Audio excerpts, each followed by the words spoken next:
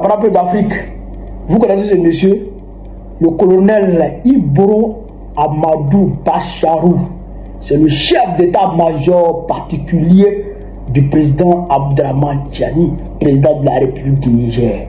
Frère, c'est lui-là qui fait trembler toute la France actuellement. Il a dit, les médias français se sont mis en branle. C'est les articles en poids sur lui. Frère, Macron lui-même, il n'arrive plus à s'asseoir, il n'arrive plus à marcher, il n'arrive plus à rien faire. Il a la tremblote. Vous savez pourquoi il fait trembler la France? Un petit discours de 30 secondes. Frère, on va écouter le colonel et bon, on va décortiquer. Le colonel, frère, on est parti. Sachez-le, on va rentrer en guerre avec la France. Ça, sachez-le. Il ne faut pas tourner autour. On n'est même pas en guerre. C'est maintenant qu'on va en guerre avec la France. Vous savez pourquoi on va en guerre avec la France? Vous ne pouvez pas empêcher à quelqu'un qui boit à manger et vous le mangez devant lui, vous lui dites que vous n'allez pas le manger. La France! La France! La France! Frère, vous avez entendu?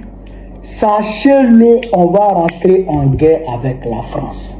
Sachez-le, nous allons rentrer en guerre avec la France. Parce que vous ne pouvez pas manger devant quelqu'un et il voit la nourriture là. Lui, il a envie de manger ça. Il a besoin de manger ça pour vivre. Et puis vous lui dites que tu ne vas pas manger ça ici. Et puis pensez que la personne ne va pas venir chercher à récupérer la nourriture. C'est une métaphore. Il fait allusion à quoi? Vous le savez très bien. Il fait allusion à l'uranium, aux ressources du Niger. La France a besoin des ressources de l'uranium du Niger pour alimenter ses centrales nucléaires, pour produire l'électricité. On voit Paris-Ville-Lumière. Paris-Ville-Lumière, ça vient de Arlit. Paris-Ville, ça vient de Agadez. Paris-Ville-Lumière, ça vient du Niger. Vous comprenez?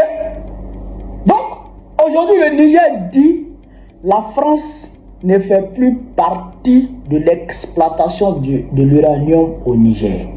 L'uranium du Niger, la France doit oublier ça. La France doit oublier ça. Or, la France a besoin de ça pour produire de l'électricité chez elle, pour pouvoir alimenter les entreprises, pour pouvoir alimenter les foyers, pour pouvoir alimenter bien d'autres choses. Donc c'est une question existentielle pour la France. Elle a impérativement besoin de l'uranium du Niger pour vivre. Le Niger dit, tu gagnes plus. Si tu veux mourir, il faut mourir, tu gagnes plus. Donc le face à face est dégagé. Le bras de fer est dégagé. La France va toujours vouloir récupérer l'uranium du Niger.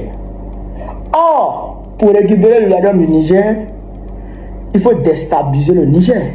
C'est-à-dire qu'il faut déchoir le régime d'Abdraman Tiani et mettre un régime vassal à sa place, un régime docile à sa place, qui puisse encore rappeler la France afin que la France puisse continuer à voler l'uranium du Niger. Or, de l'autre côté, le Niger a besoin de son uranium pour se développer. Le Niger a besoin de son uranium pour nourrir son peuple. Le Niger a besoin de son uranium pour produire de l'électricité dans son pays, pour le bien-être des citoyens. Vous comprenez? La France a besoin pour vivre, le Niger a besoin pour vivre. Donc forcément, il y aura collision. Forcément, il y aura collision. Forcément, ils vont se rentrer là-dedans. C'est ça qu'il est en train de dire ici. Il y a longtemps, ils auraient dû déclarer ça comme ça. Il y a longtemps, le régime nigérien et le régime de l'AES auraient dû dire ça comme ça. Vous comprenez ça? Il y a longtemps, ils auraient dû dire ça comme ça. Nous sommes, depuis longtemps, nous sommes en guerre avec la France. Il y a longtemps, l'AES est en guerre avec la France. Ça là, c'est une réalité. Il faut rompre, il faut briser tout tabou autour de cette question. C'est une guerre hybride, certes, mais c'est une guerre. C'est une guerre hybride, mais c'est une guerre. C'est une guerre par procuration, mais c'est une guerre. Mais aujourd'hui, leurs proxy même là, qu'ils envoient là, c'est-à-dire les mercenaires qu'ils envoient là même là, ils vont passer à une autre étape. Ils ne vont plus envoyer les mercenaires, mais ils vont venir maintenant à visage découvert. Et ce qu'ils sont en train de schématiser actuellement, c'est ce qu'ils sont en train de préparer actuellement dans le noir pour venir contre l'AES. Vous comprenez là? Pour venir contre l'AES. Or, on sait que on peut avoir un dénouement heureux, tranquille, où chaque parti va avoir une part satisfaisante. Vous comprenez là? On peut avoir un dénouement heureux, où chacun va avoir une part satisfaisante, chacun sera satisfait. Il suffit juste que la France change de posture, que la France cesse de croire que l'espace AES l'appartient, que la France cesse de croire que le Niger est toujours sa chasse à garder, sa propriété privée, et que la France se mette maintenant dans une posture d'égal à égal vis-à-vis du Niger. À ce moment, on rebat les cartes et puis on discute. Le Niger, vous voulez vendre votre uranium? Oui, on veut vendre notre uranium. Vous voulez vendre ça à combien? Ou bien vous voulez qu'on coopère comment? Le Niger envoie ses propositions et la France envoie ses propositions et on discute, on trouve un accord gagnant-gagnant. La France à 50%, le Niger à 50%. On met en place un système de contrôle équitable pour ne pas que le Niger se fasse voler et pour ne pas que la France se fasse voler. Et puis, c'est tranquille. Il n'y a pas de guerre, il n'y a pas de problème, il n'y a pas de palabre. Mais comme la France pense que génétiquement, les Macron là pensent que génétiquement, ils sont supérieurs aux Nigériens, ils sont supérieurs aux Burkinabés, ils sont supérieurs aux Maliens, ils sont supérieurs aux Africains parce qu'ils sont blancs. Donc il faut venir imposer un dictat aux Africains. Il faut venir récupérer les ressources des Africains sans que les Africains aient leur mot à dire. À ce moment-là, il y aura toujours palabre. Il y aura toujours palabre. Puisque eux, là, génétiquement, ils se disent que ils sont supérieurs à nous. Génétiquement, ils se disent que ils sont nos maîtres. Mais ils ne savent pas que c'est une nouvelle génération qui est là aujourd'hui. C'est une nouvelle génération qui est décomplexée et qui ne se laisse pas marcher dessus par qui que ce soit. Qui ne se laisse marcher dessus par qui que ce soit. Qui a pris conscience qu'il peut exploiter ses ressources pour donner une meilleure vie à sa population, qui a pris conscience qu'en réalité, il n'est plus question de laisser les Macron venir voler les ressources en Afrique, aller donner une vie confortable à leurs concitoyens, pendant que chez nous ici, nous vivons la misère, nous vivons la galère. Nous avons compris que ce n'est plus possible et que ça ne sera plus acceptable. Donc à partir de ce moment-là, forcément il y aura collision, forcément il y aura guerre. Donc ça, il faut que les gens sachent ça, que la France est en guerre pour recoloniser, pour rebalkaniser, pour revassaliser les pays de l'AES, pour qu'elle puisse en disposer comme bon lui semble, comme un maître du 15e siècle. Mais ça, on ne peut pas l'accepter. On ne peut pas l'accepter. Et donc, Je remercie, je félicite le colonel Ibro. Frère, voilà un peu ce que je voulais vous dire sur cette vidéo. En tout cas, mon colonel, chapeau. Vive l'Afrique libre, vive le panafricanisme, vive tous les pays panafricains, vive l'AES. Babo, président de Côte très prochainement. Inch'Allah, on est ensemble, mesdames, merci. C'est quel gars là? Il travaille pour la France. Tant qu'il y a encore un seul terroriste dans l'AES, il n'y aura pas d'élection. Alors, camarades peuple d'Afrique, peuple de Côte d'Ivoire, citoyens du monde, mes chers frères et sœurs, peuple de l'Iptako Gourmand, soyez salués en vos rangs, grades et qualités. Je vois les gens tomber dans une forme de stupéfaction. Les gens sont étonnés de voir Tikenja, le panafricanisme, Tikenja, celui qui a demandé à ce que l'Afrique soit unie là, sorti contre les pays africains, les seuls pays africains qui arrivent à s'unir pendant au moins 2 ans. Tikenja sort contre eux. Et les gens sont étonnés.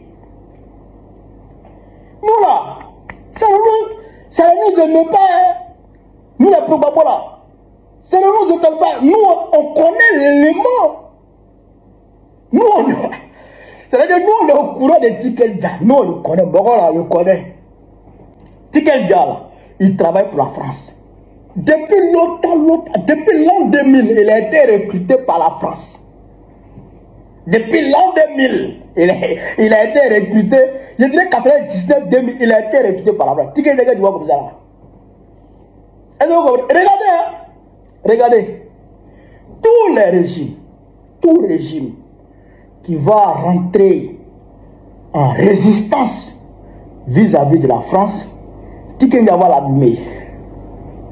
Tout régime qui va rentrer en résistance vis-à-vis de la France, Tikenja va l'allumer.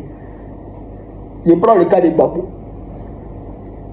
Frère, jusqu'à présent, alors on est dans l'opposition, hein? Nous, on est dans l'opposition, le PPAC est dans l'opposition, le parti de Gbagbo est dans l'opposition. Mais Tikenja, il ne nous laisse pas, il nous allume encore. Il nous attaque toujours.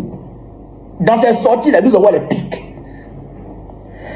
Pendant que l'impérialisme occidental s'était mobilisé pour défigurer, agresser la Côte d'Ivoire avec une rébellion armée,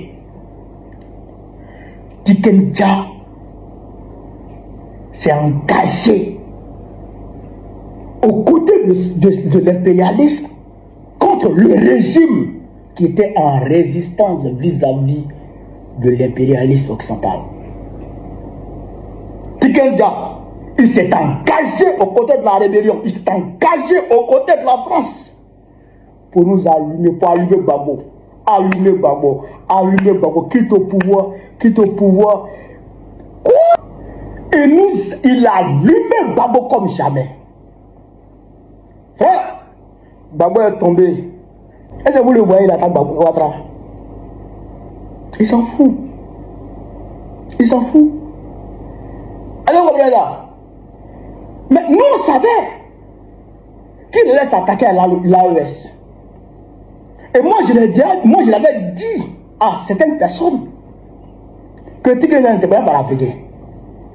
Et on savait qu'il allait s'attaquer à l'AES. Mais puisque l'AES est en résistance contre ses maîtres, contre ses patrons, mais qu'est-ce qu'il faut faire? Ses patrons vont lui dire d'attaquer l'AES. C'est tout simple.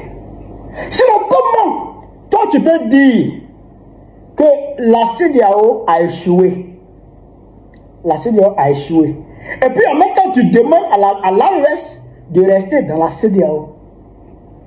Est-ce que c'est pas folie ça? Quelqu'un qui a échoué.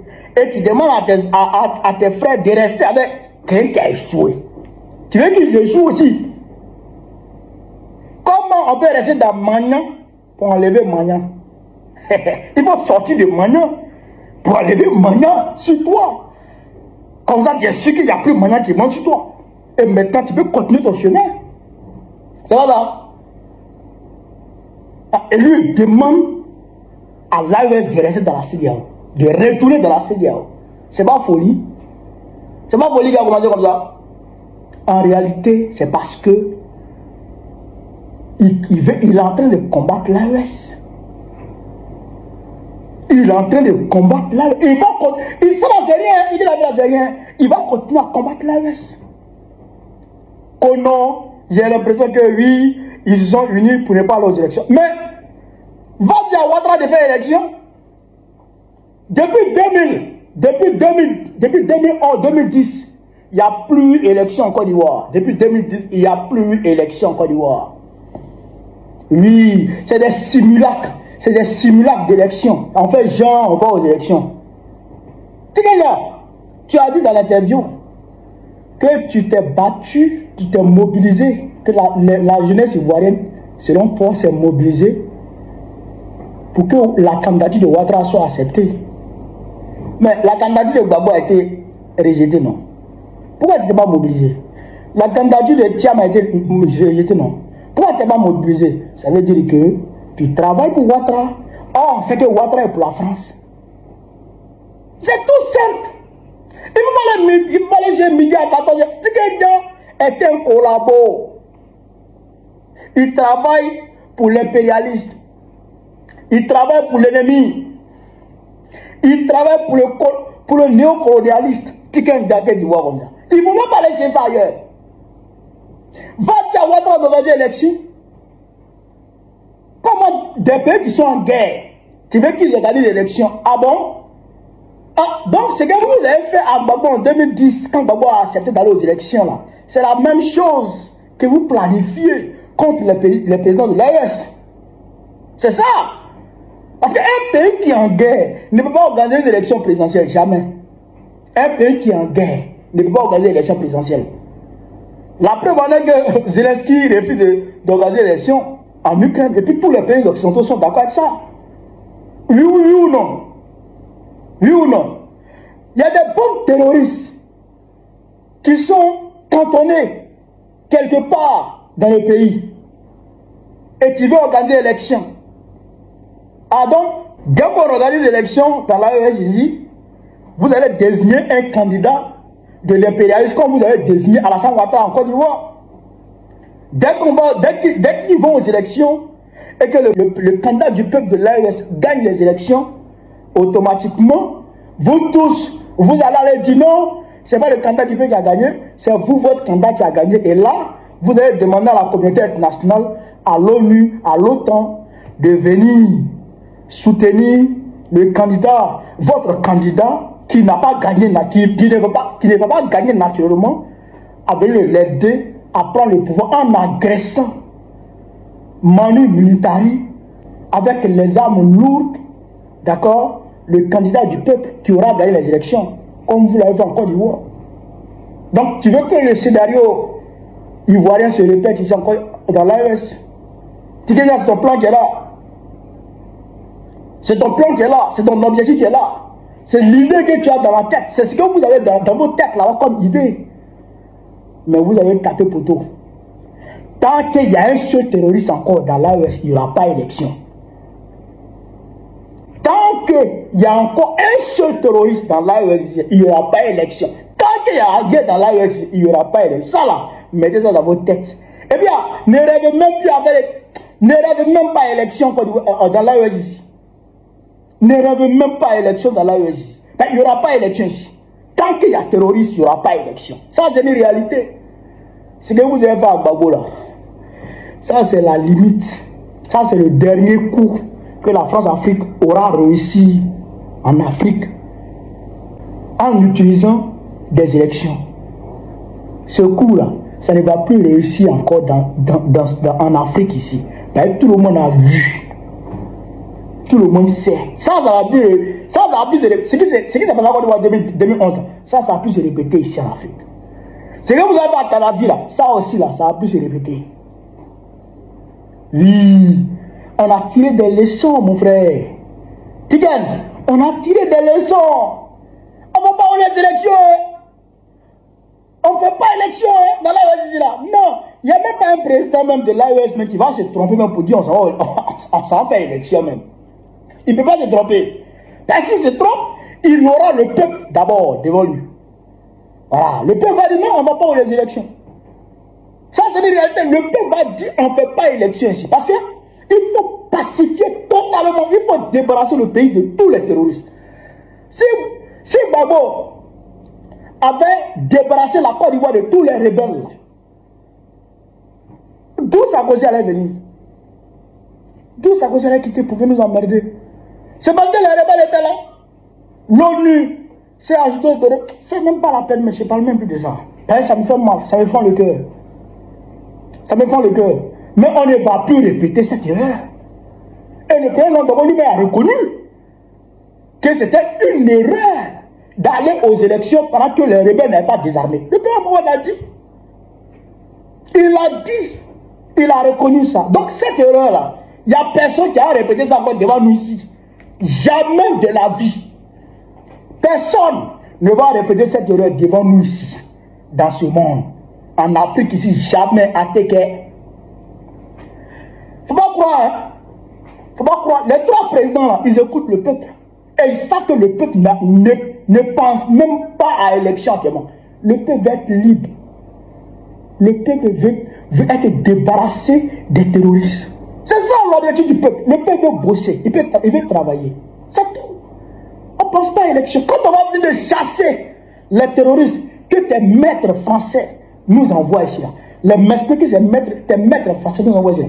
Quand on va finir de les nettoyer là, on fait l'élection, et puis Ibé va gagner au Burkina Faso, et puis Assimi va gagner, et puis Tchani va gagner, et puis tu vas de convaincre que non, il y a trois présidents dans l'AES. Et moi, un ignorant notoire, que dans l'AES, il y a trois présidents.